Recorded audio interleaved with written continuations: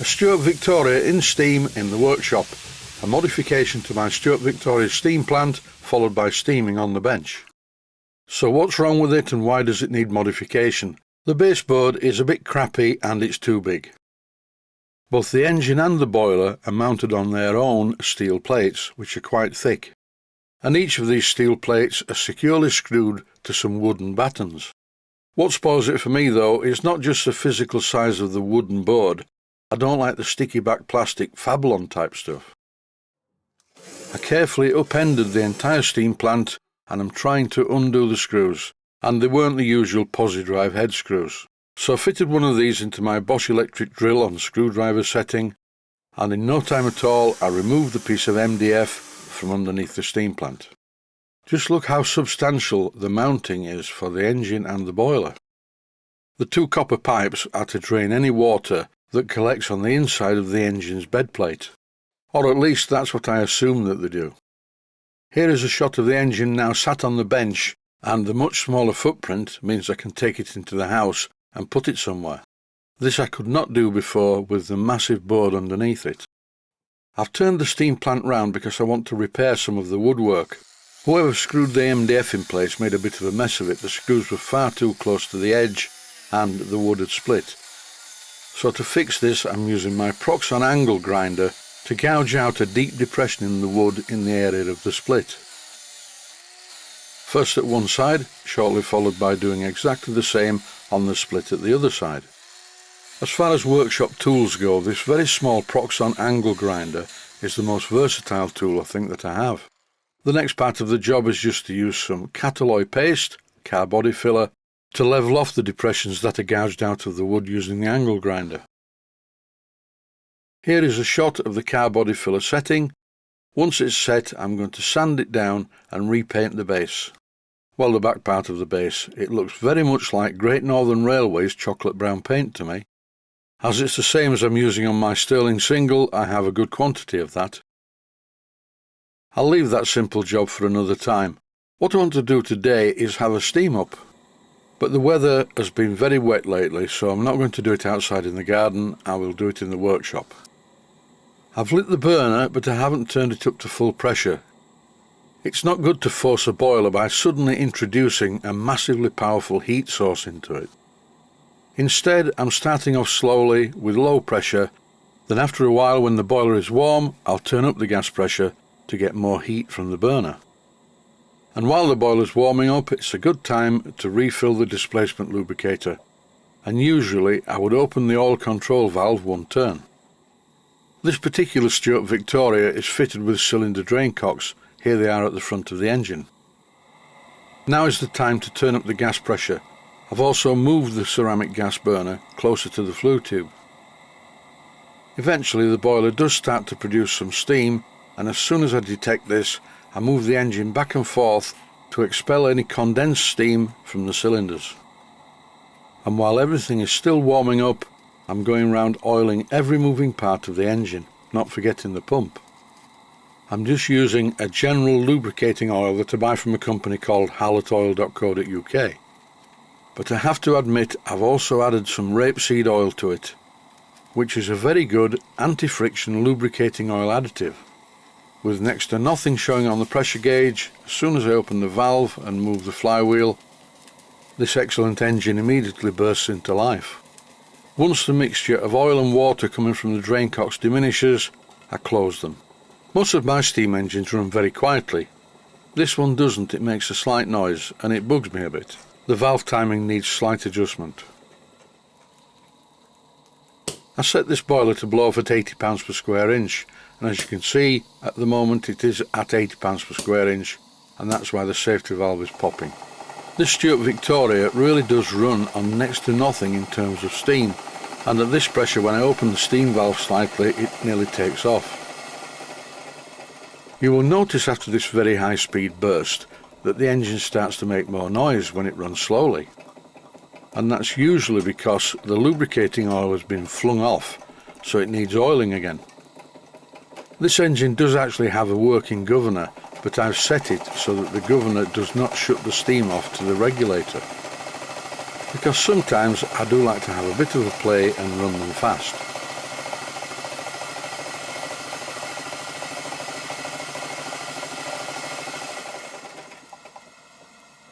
This knocking is primarily caused by the valve timing. It's late admission. The steam enters the cylinder at both ends slightly late. I've played about with the timing on this engine before, and this is a compromise, but I think I'll give it another tweak, but not now. What's really good about this engine is you never have to do anything with the water. Occasionally you do have to blow down the water gauge. The crankshaft driven pump keeps the level in the water gauge almost constant. As I rapidly change the speed of the engine, you can see the governor balls working. And this is the best way really to show how a governor works. It just moves the rod which shuts a valve. The valve is on top of the steam chest, but as I said, I've disabled this by changing the position, so as the rod moves it doesn't shut off the steam. Once again, after any high speed running, I would always re-oil the engine, and in any case I would oil it several times during the running session. Time I think for a bit of slow motion. I'll stop talking for a moment.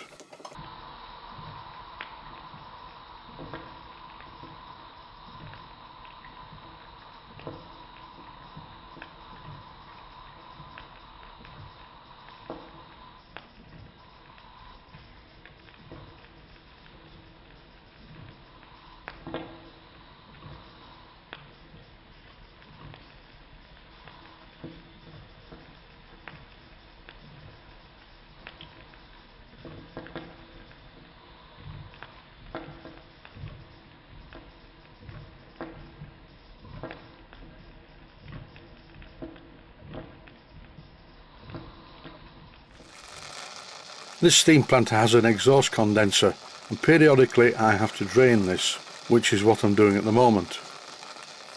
I'm using the exhaust back pressure of the engine to evacuate the condenser, and when I speed up the engine a lot more water comes out, but this time it's mainly steam because the condenser is empty. And one more time, the water level is still constant. Now I've turned the gas off and the pressure is dropping. I'll leave the engine running until the end of the video. That's it from me. Stay safe, stay well, thanks for watching, and I hope you found it useful.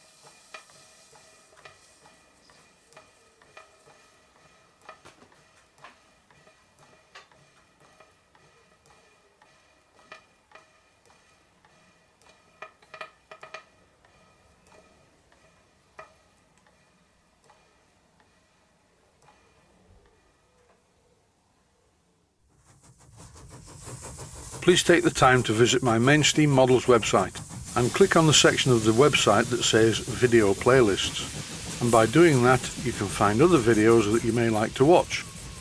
And by using the playlists you can actually watch the videos back to back.